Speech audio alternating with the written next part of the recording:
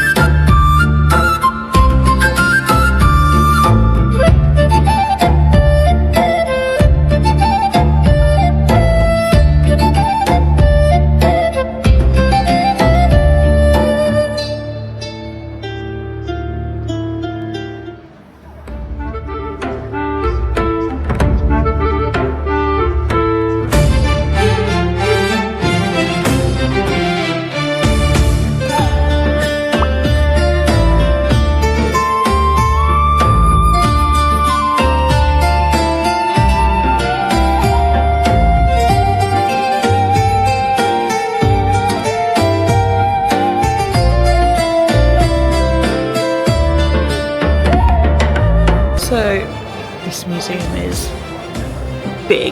I knew it was big, but I didn't realise quite how big. You go around it like a little snake. I'm in gallery 4 of like 12. I've been here an hour and a half already. I've got an audio guide that was £200 Egyptian. It's only in English. You have to drop your ID off and then collect it afterwards when you take your audio guide back. But it's really good. They've got little headphone things around so you know what code to type in. It's fascinating.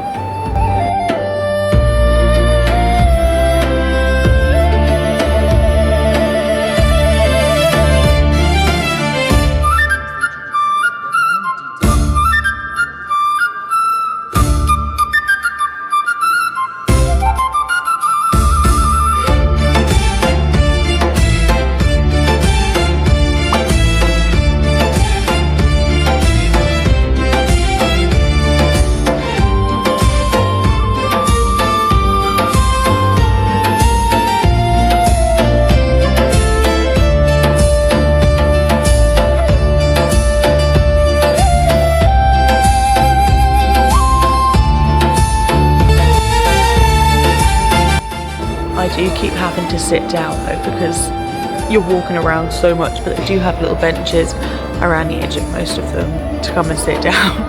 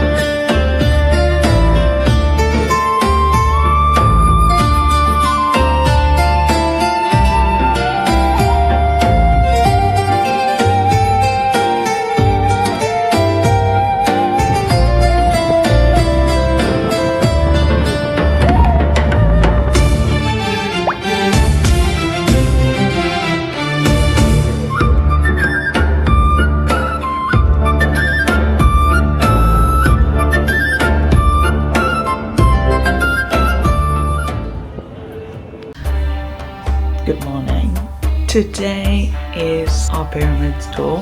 It's currently 6:10 in the morning. We're getting ready to go down for breakfast, and then we're leaving here at 7 to go to the pyramids.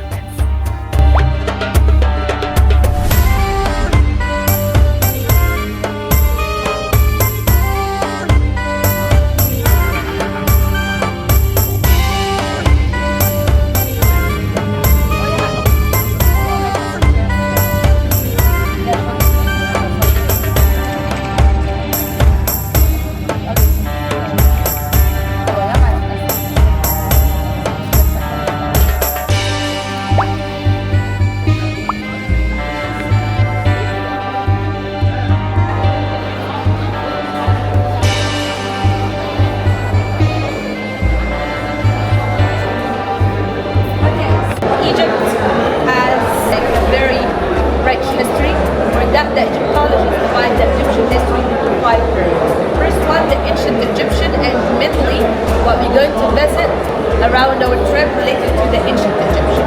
So divided into 30 dynasties, 3 kingdoms, old, middle, new. Here, this is the most famous spot, block 2, the old kingdom. Okay. Second, the Greek-Roman period, and this one started when Alexander the Great came here in Egypt, 332 BC. This is Egypt. Okay, and this is the Nile River, how it's looking like now. The main branch divided into 2 branches, Giza and Dumyat. Used to be 7 branches, but now, like the other 5 dry, just we have this. So with the Nile River like this, it's like divide Egypt into Eastern desert and Western desert. So we're able to notice the sunrise and the sunset. So that's why when they start to worship the sun as the god Ra, they notice sunrise every day, sunset every day. Like a circle never end, like a loop, right? So they believe we're like the god. We born, live long or short life, then we die.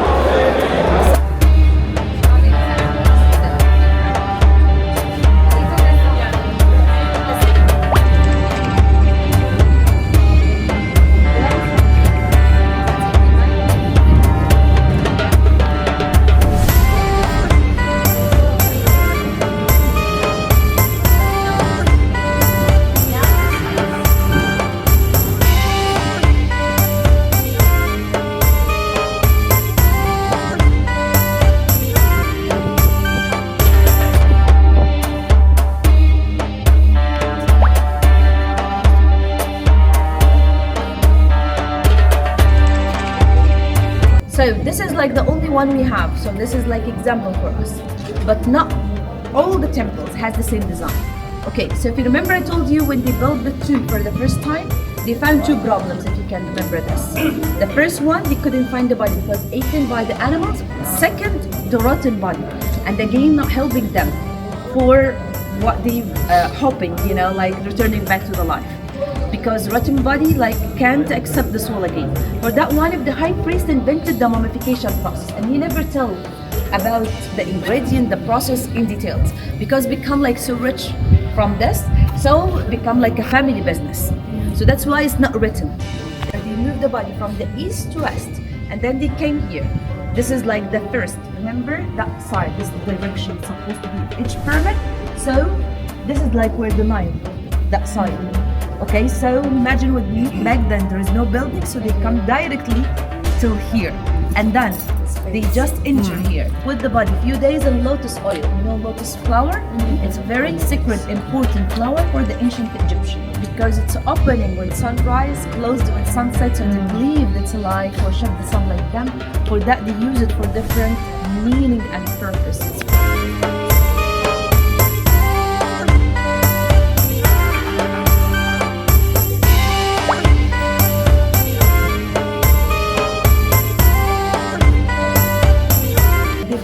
The quality of this stone or this block is not that good, so they left it. And after the finishing of the pyramid, they found like a huge block in the front and they couldn't remove it. Especially remember, this is like the entrance.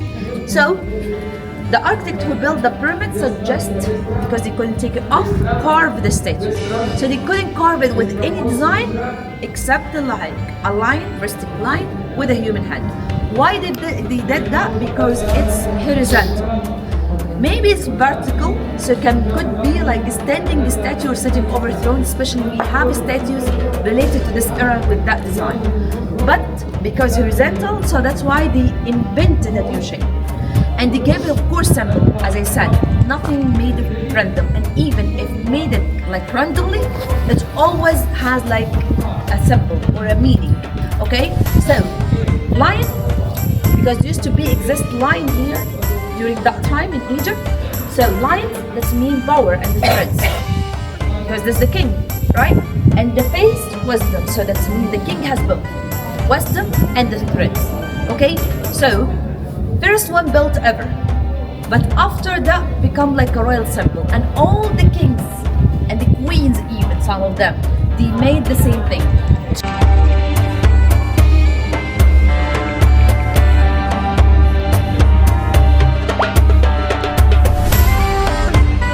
This one built 2500 BC. The height of this 146 meter when they built, but now 138 because we lost the summit. So that's why the second one looks bigger than the great one. And also, but this one more wider, huge blocks. So this one is also special because the design. All the design, what as I told you, like the shaft under the ground, where the pillar chamfer down there, and then the rest of the pyramid solid. Except here, this has had 3 rooms. One above the base, and one in the top, not in the top, in the summit, like almost the middle. The king buried in the top one. Till now, we didn't find his room. But by scanning, we just found out like the design.